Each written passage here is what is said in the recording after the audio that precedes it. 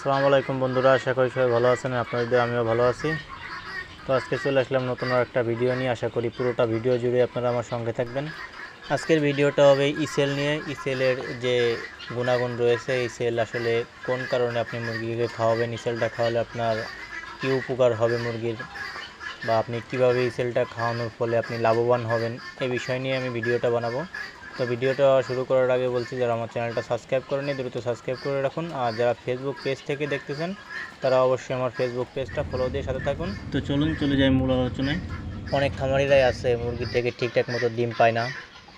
যেখানে মুরগির ডিম 80% থাকার কথা, সেখানে তারা 60% 50% ডিম পাচ্ছেন, বা মুরগি সঠিক বয়সে ডিমে আসতেছে না, ডিমে আসলেও রেগুলার ডিম দিচ্ছে না। তো এই সমস্যার সমাধানগুলো কিন্তু আপনারা এই ইসেলের মাধ্যমে করতে পারেন। এছাড়াও আপনারা অনেক খামারিরাই আছে যে ডিম পাচ্ছে ঠিকঠাক, কিন্তু ডিম থেকে বাচ্চা উৎপাদন হচ্ছে না, বীজ ডিমটা হচ্ছে না। এই বীজ ডিমটা না পাওয়ার কারণ হচ্ছে আপনার মুরগির যেই যৌন চাহিদা, যেই যৌন আকাঙ্ক্ষা, এগুলো আসলে খুব কম। এই কম থাকার কারণে এরা মিটিং খুব কম করতেছে, যার কারণে এদের বীজ ডিমটা হচ্ছে না। আর মোরগটা দুর্বল থাকার কারণে ওর বীজ ডিমটা পেলেও ওই ডিমটা মেশিনে দিলে বোরনটা মারা যাচ্ছে।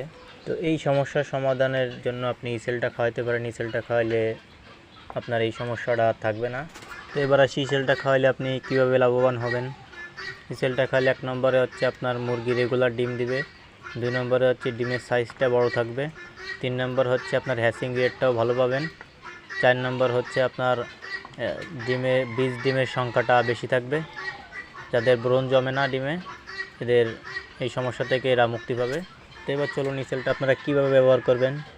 ইসেলটা ব্যবহার করবেন যারা গরমের দিনে ব্যবহার করবেন, এরা 2 লিটার পানিতে 1 মিলি করে ব্যবহার করবেন। আর যারা শীতের দিনে ব্যবহার করবেন তারা 1 লিটার পানিতে 1 মিলি করে ব্যবহার করবেন। এভাবে করে প্রথমে যখন ব্যবহার করবেন তখন একটানা 7 দিনের মতো ব্যবহার করবেন। তারপর থেকে প্রতি সপ্তাহে 3 দিন ব্যবহার করার চেষ্টা করবেন।